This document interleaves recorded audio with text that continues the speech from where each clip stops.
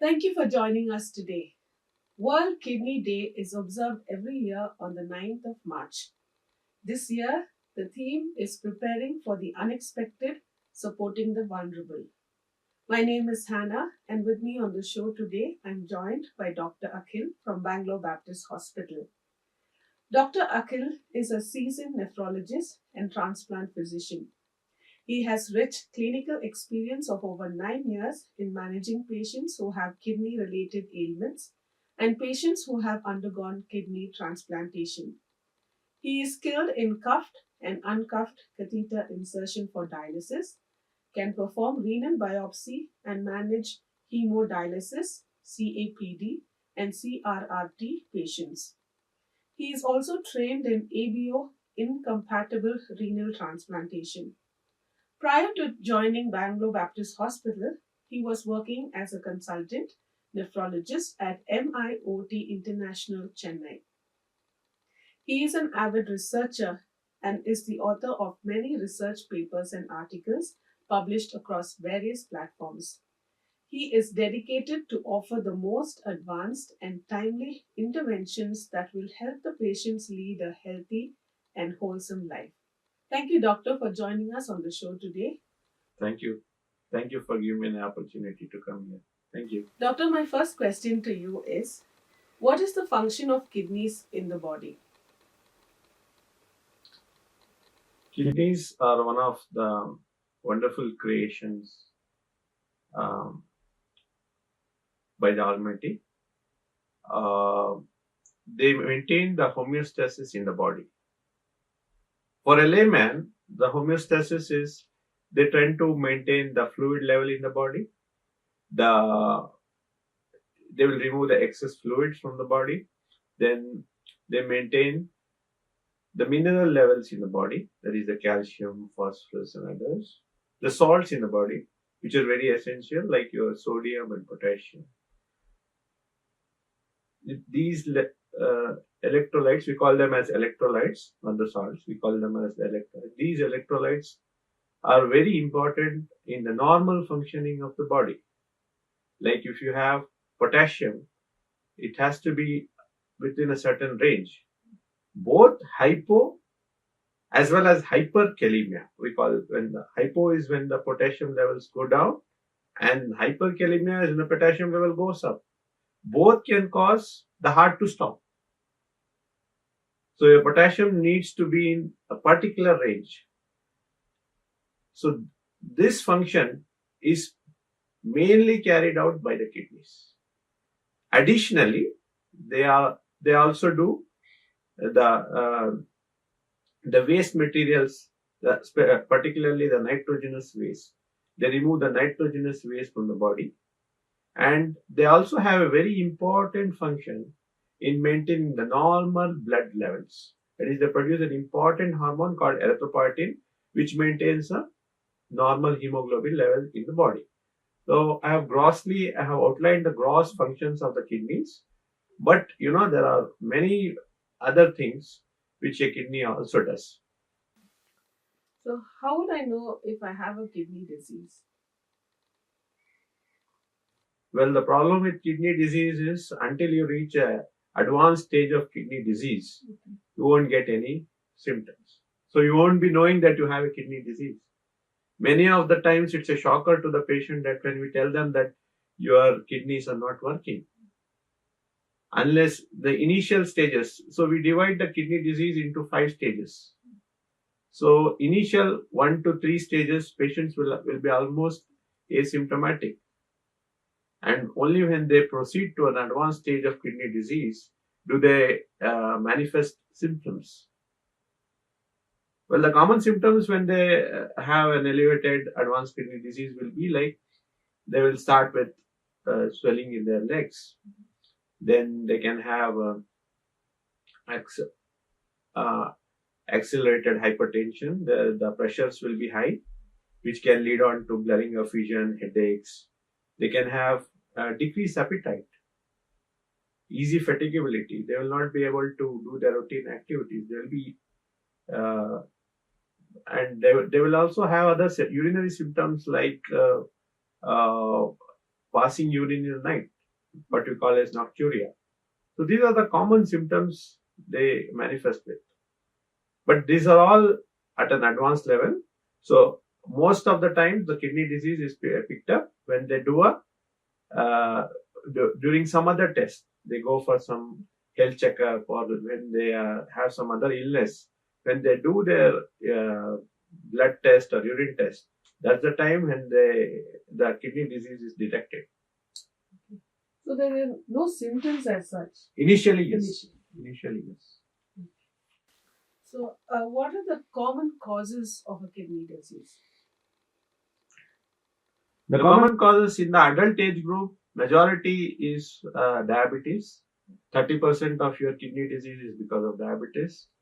The other causes will be hypertension, and coming down the list will be rarer causes like connective tissue disorders, which includes SLE, and you also have something like structural kidney diseases like polycystic kidney disease, and there is one entity called IgA nephropathy, which is related to the circulating IgA. So these are the other common causes.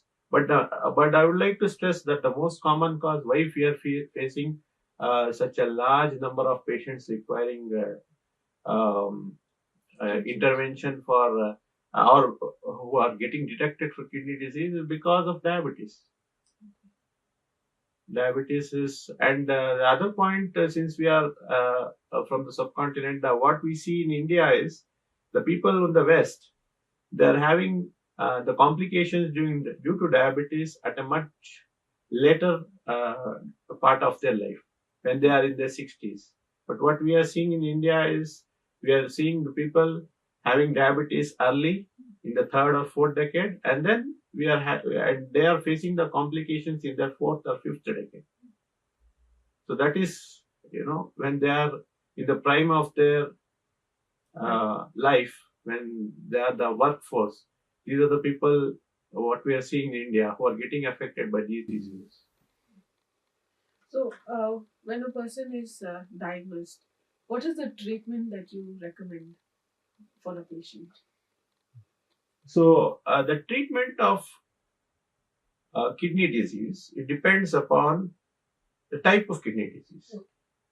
It's not universal. It's not the same for everything.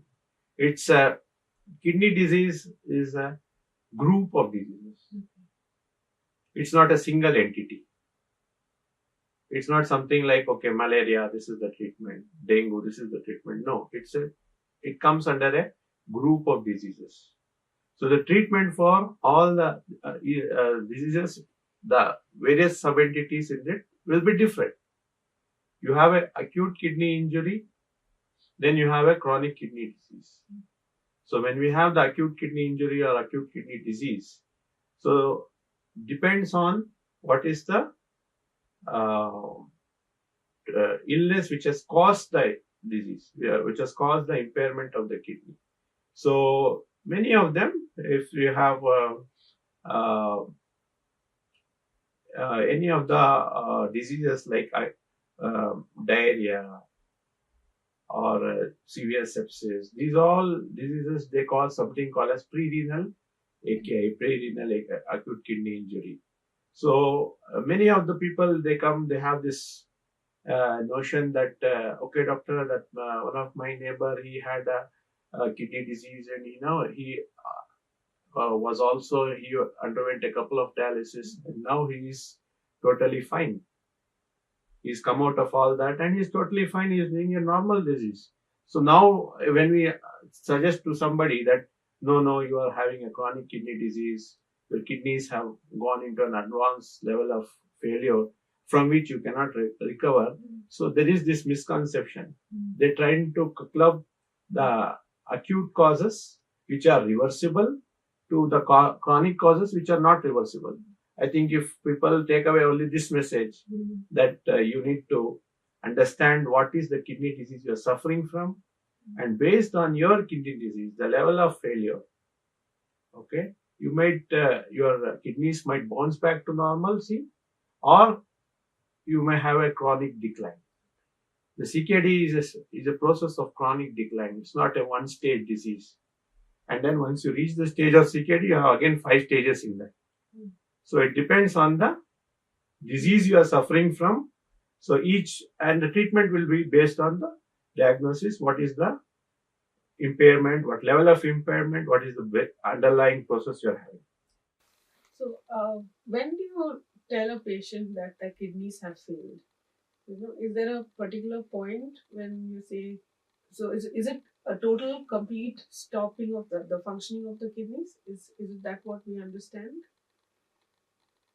So we measure the kidney function in terms of glomerular filtration rate. Okay. That's what the basic function of kidneys is, to filter the body fluids. Yeah. So we measure the kidney function in terms of glomerular filtration rate. Many of the patients will come and tell, doctor, please tell me my GFR, how do you calculate? We would have not written. See, glomerular filtration rate, but it's usually calculated in an indirect way.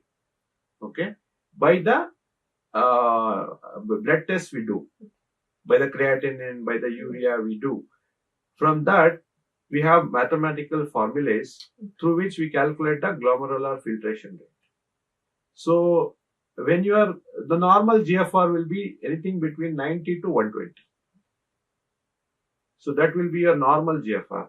So, when we, depending upon the blood test we do, say we do the creatinine and then we use some formula and we calculate the GFR. So, based on the GFR, we tell, okay, you are having this degree of impairment. Your filtration of that, see, kidney function is to filter. So, your filtration has come down by so many ml. So, as your kidney function deteriorates, your filtration keeps on going low.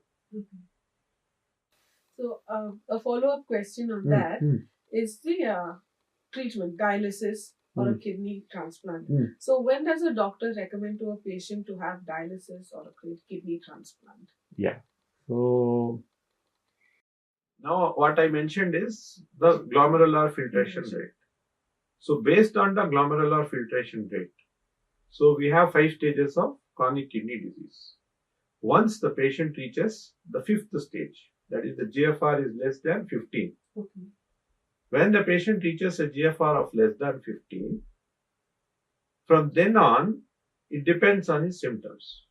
So a patient with the GFR of less than 15, he has any of associated symptoms, like he is anorexic, his appetite is affected, he is volume overloaded, he is having recurrent pulmonary edema, he is having his potassium levels are becoming very high, it is life-threatening.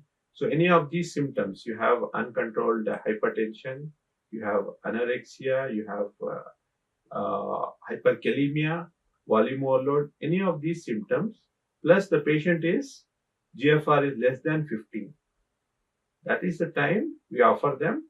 Or the average, if we see, usually the patients are initiated on dialysis when their GFR is between 6 to 9. 6 to 9 is when most of the patients will have uremic symptoms. Earlier, when the GFR is seen in diabetics, we may say that the GFR might be a little more, but they will have it will be less than 15, but it will be 12, 13, but they will have volume overload status.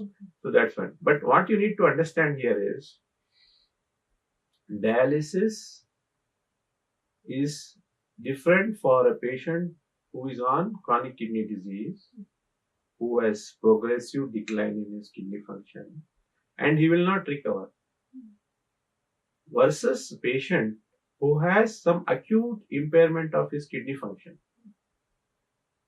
A person, say, he has septic shock, multi-organ failure, and he develops an acute kidney injury. For him, the kidneys will recover over a period of time once he's treated successfully for his underlying condition. During that recovery period, when the body is recovering, we offer dialysis as a supportive care. So the patients have a misconception that once you start dialysis, it's for the lifelong. It depends on what is your condition. what is triggering the need for dialysis. If it is acute kidney injury, it will be a short-term need, which we can, once the patient recovers, he can come out of dialysis. But if it is a chronic kidney disease, wherein there is a progressive decline in his renal functions, and then when we offer him dialysis, that is a terminal event, and then he may have to be on dialysis for lifelong, or he may have to, the other best alternative would be to go for a kidney transplant. So what level, at what GFR I would offer a kidney transplant is same as the level as the stage at which I am going to offer him the dialysis. So patients less than 15 GFR, stage 5 CKD, these are the patients whom we offer transplant. So now the word is to go for preemptive transplant, so that patient's health is preserved. They can go for an early transplant. That is before we even initiate them on dialysis. So we can offer them the treatment of transplant. Doctor, can you throw some more light on kidney Okay. transplant? Okay. Because a lay person may not be that aware of how the process is. So if you can just throw some light on a kidney transplant and its process. Well, by God's grace, kidneys, I think, is the only one organ which we have it in pairs. So wherein we can do the transplant, and a healthy person, if he has if he has no comorbidities, he can have a normal life with a single kidney. Many of the patients are born with a single kidney. There will be a agenesis of the kidney, and they have only one kidney, which is found out later in life. So based on this principle, the process of transplantation has evolved. So we have two types of transplantation. Initially, the transplants were started by taking the organ, the kidney, from a diseased person. Then later on, the first transplantation happened between identical twins. When the kidney was taken from an identical twins, that was an era when the immunosuppression protocols were not evolved. What they experienced initially was when they transplanted a kidney from another person to a patient, those kidneys were rejected. So they had to. So first transplant was done in an identical twin. So later on, immunosuppressive protocols were developed. So now we are at an advanced stage wherein we are able to transplant the organ from another individual to a patient. So between two individuals. So we have two types of transplants. One is the live related transplants, which is what is done majorly in India. And we have the disease donor transplants. The disease donor transplants, they require better health infrastructure so that you preserve the organs once the patient dies, and then you are able to transplant them. So if you see in the European countries, the rates of disease donor transplant, that is, the kidneys are taken from a person after he dies. The rates between that type of transplant and the live related transplants are similar, but in India, most of the transplants are live related. The disease donor transplants, the rates are very, very low. So in the live related, patients or relatives are eligible to give who are certified by the transplant team for donation. The priority would be to save the donor. If the donor is not fit for transplant, he will not be taken, because for him, for life of his is important. Once he is fine, then we take the kidney from him, and then it's transplanted into the patient. So that is the process of live related transplantation. Then we have the disease donor. Disease donor, we have what we practice in India is mostly organ transplant from the brain dead individual. Now the concept of brain dead has come. Person who is declared dead, who is brain dead, certified by a qualified person, is considered as dead before the stage of circulatory death. So we transplant organs from persons who are brain dead, and subsequently they are just maintained artificially on cardio ventilatory support, which also they will the organs will stop after some time. So there is a stage when the patient has an irreversible brain injury, and subsequently the patient suffers he has a cardiac death. So the brain dead individuals, these are the patients. They are mostly due to trauma, mostly road traffic accidents, and then they are also due to cerebral vascular strokes, CVA, massive strokes in individuals. So these are the patients we take the kidneys from, and then we transplant them to an individual. So coming to the a few lines about cadaver transplantation. The patients who are initiated on dialysis, most of the cadaver donations are monitored and they are controlled by the government body. And we have a governing body. In Karnataka, we call it as Jiva Sartakate. So this organization, it coordinates the organ donation in Karnataka. So the patient who after they are initiated on dialysis, once the treating doctor certifies that they are eligible to undergo renal transplantation, they are registered in the Jiva Sartakate. They are registered with the Jiva Sartakate, and once and they have a waiting list. They are added to the waiting list as per their blood group. They will get the organ. Once somebody is expired, their organs are listed into the portal, and the Jiva Sartakate coordinates between the donating hospital and the patient, and they are offered the organ. So if they are willing, so mostly the rules now say that you have to be on dialysis before you enlist for this cadaver program, and then once your turn comes, you will be allotted the kidneys. Now, only problem we are facing is the number of people who are registering for organ donation are very few. So we need to pass on the message that it's a service to the humanity, that our organs are going to live after we die, and they will be beneficial for somebody else. So we need to pass on this message, and we need to help create an awareness that it is a social service we're doing for the people. See, we last year we had around 150 transplants in Karnataka, cadaver-related transplants in Karnataka. But if you see the waiting list, there are some 4,000 people who have registered for this cadaver. So imagine when that 4,000 person, when he will get his cadaver. He has to wait for years. He has to wait for the waiting periods are very high. 4, 5 years, 6 years, patients are waiting on the waiting list to get a kidney.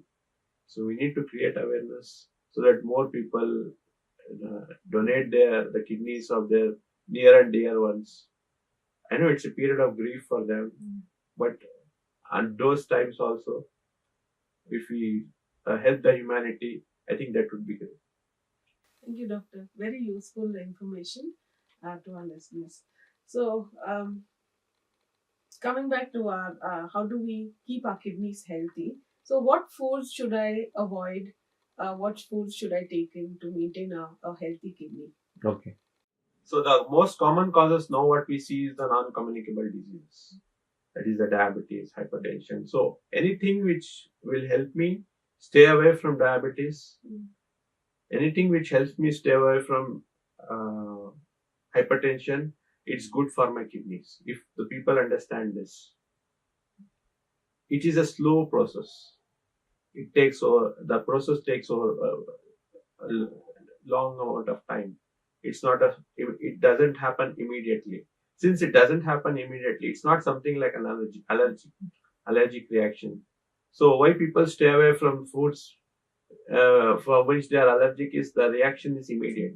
So they know it when they experience the pain and they just stay away from those foods. But things like processed sugar, salt, excessive intake of salt, especially in our fast food, salt, excessive intake of salt, processed sugar, ice cream, so whatever the thing. So processed sugar, these are all foodstuffs which will cause detrimental damage over a long period of time.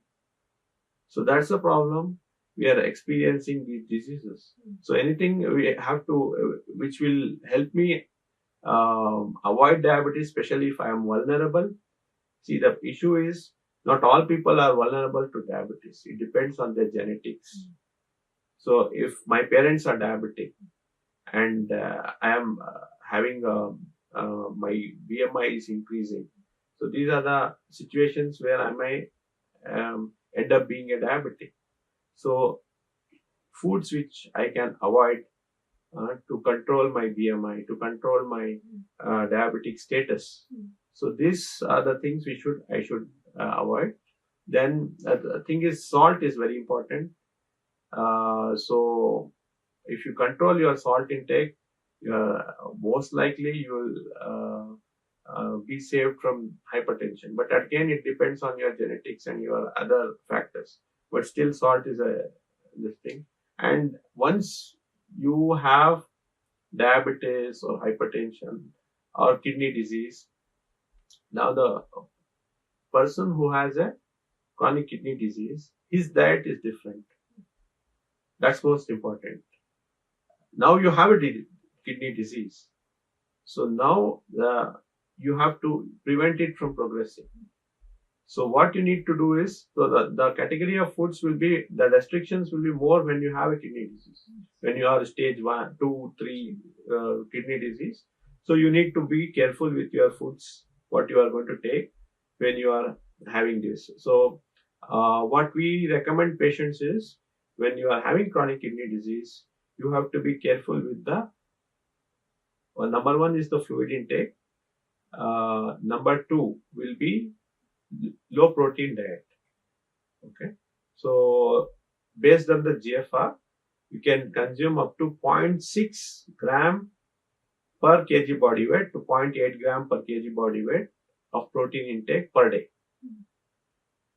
So this will be protein intake will be helpful. Low salt diet, less than 3 grams is what we tell.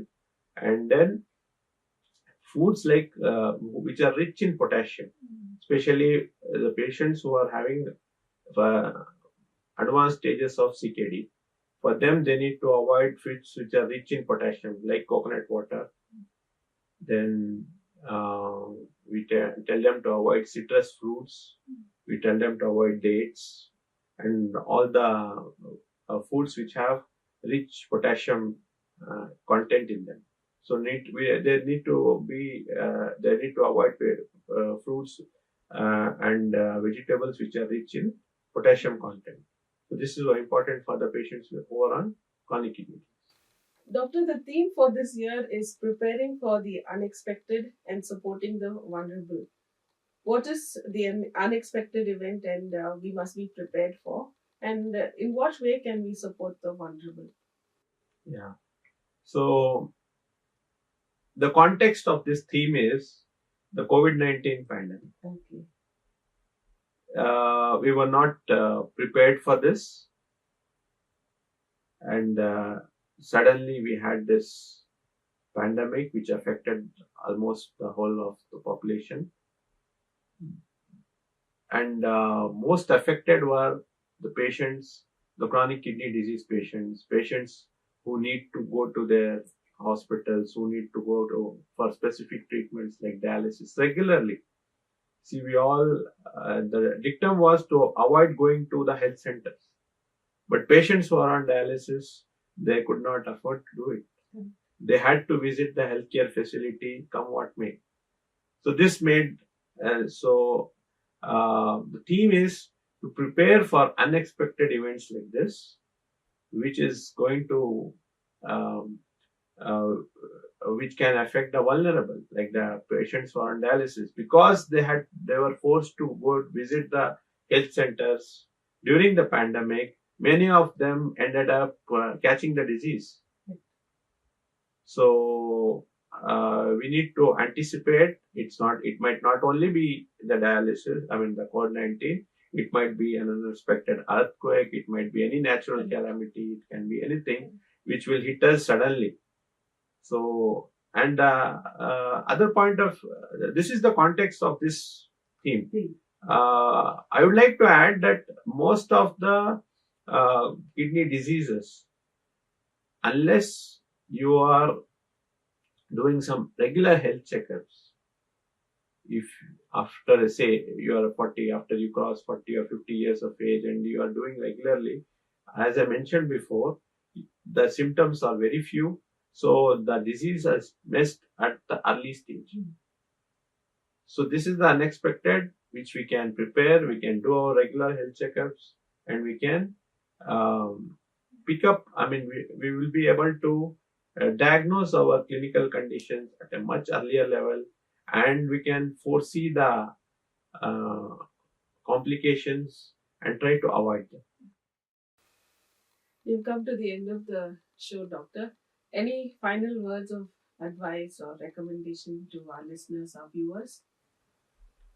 The chronic kidney disease, what we are facing today, we can say it in a pandemic proportion, is related to mostly it's related to the non-communicable diseases. So we need to start early, planning to avoid these diseases. We need to make our lifestyle healthy. We need to be in touch with our healthcare providers and understand our bodies. Each body is different. We need to understand our genetics and then plan accordingly to avoid these non-communicable diseases, especially diabetes, hypertension. Uh, I think if we are able to anticipate the disease process, uh, God willing, we will be saved of the complications. Thank you so much, Dr. Akhil, for helping bring awareness on this subject. We appreciate you taking time off your busy schedule and being with us on our show today. If you want to reach out to us, please call us at +91 6364 252164 or email at info@fevaonline.org. Stay connected, stay safe. God bless.